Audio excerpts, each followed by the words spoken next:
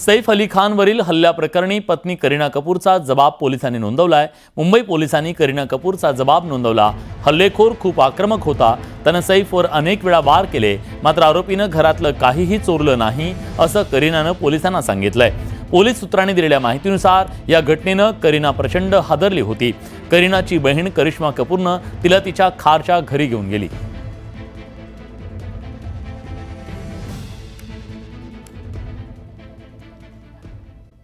दरम्यान सैफ अली खानच्या हल्ल्यावरून आमदार जितेंद्र आव्हाड यांनी काही प्रश्न उपस्थित केलेत।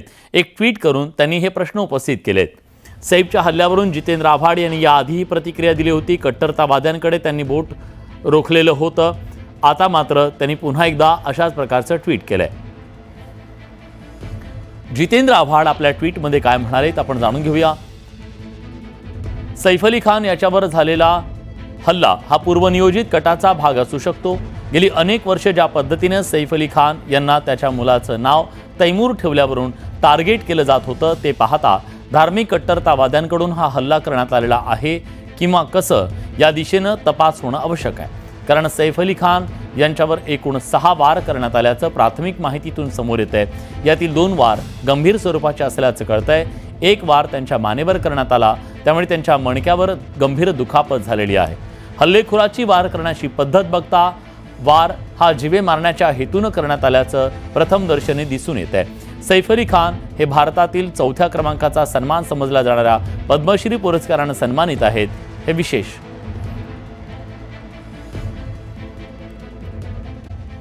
हल्ला केल्यानंतर आरोपीनं कसा पळ काढला याबद्दलची दृश्य आपण बघितली। सैफवर हल्ला झाला, मात्र हल्लेखोराचा डोळा फक्त सैफवरच होता की त्याचा मुलगा तैमूरवर होता, ही नवी चर्चा आता समोर येते।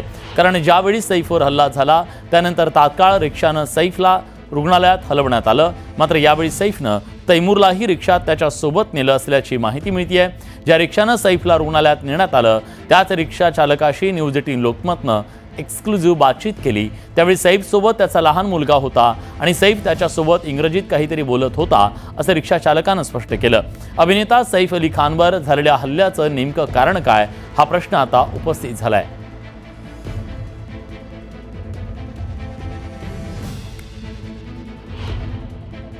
बहुत गंभीर रूप से थे, एकदम खून से लथपथ थे। वो ज्यादा सीरियस लग रहा था। मैंने देख के भी थोड़ा ऐसा छिकछिका था, शरीर सा थोड़ा डर सा लगा।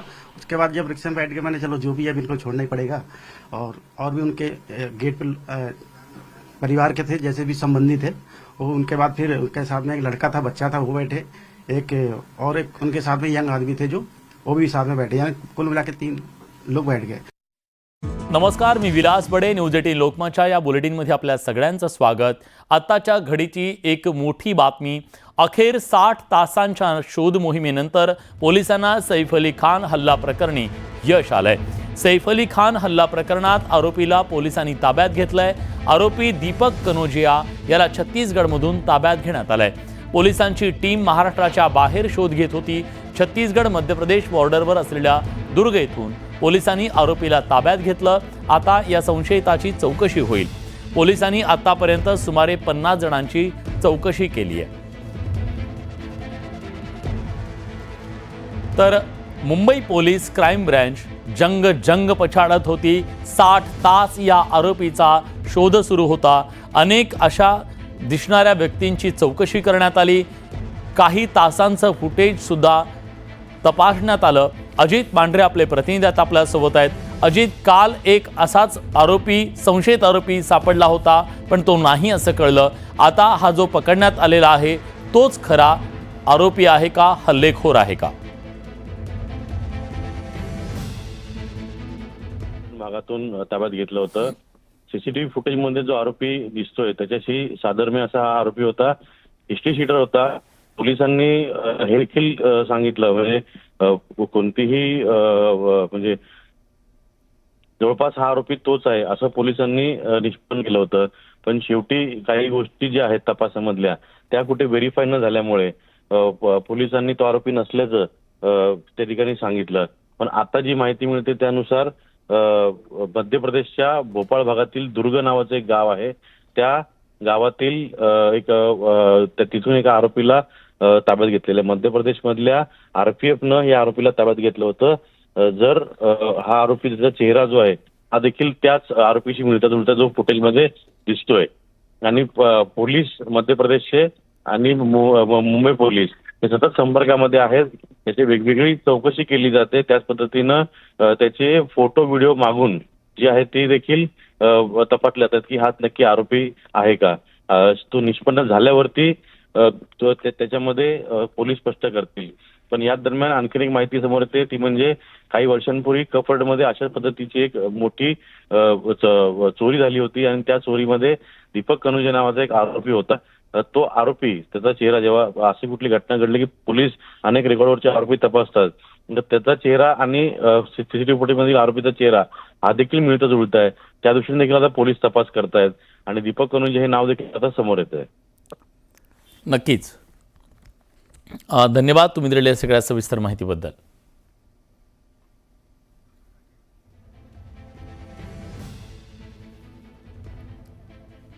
तर ही 4 दृश्य आपण बघतोय. मध्यरात्री आरोपी सैफच्या घरी जातानाचं पहिलं दृश्य आहे. आरोपी सैफच्या घरी जात होता. वेळ होती मध्यरात्री 1:37 त्यानंतर आरोपीचा चेहरा समोर आला. तो मध्यरात्री 2:33 जेव्हा तो जिन्यावरून खाली उतरला आणि तो तिथून पळाला. वांद्रे स्टेशनच्या बाहेर सकाळी 7:05 आरोपी पुन्हा एकदा सीसीटीव्हीत कैद झाला. वांद्रे स्टेशनकडे जात होता आणि त्यानंतर आरोपी दादर स्टेशनवरती पुन्हा दिसला जिथं तो इयरफोन खरेदी करण्यासाठी थांबलेला होता. तर आत्तापर्यंत 4 दृश्य सीसीटीव्हीची ही सापडलेली आहेत. याच आधारे त्याचा कसून शोध घेतला जातोय.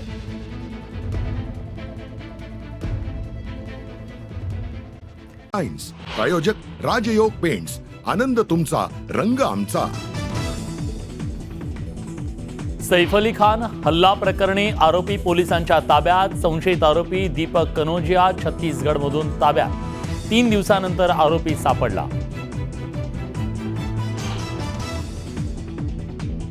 सैफ अली खानवर हल्ला केल्यानंतर आरोपी लोकलनं दादरला गेला. मोबाईलच्या दुकानातून इयरफोनची खरेदी केल्याचं सीसीटीव्हीत समोर.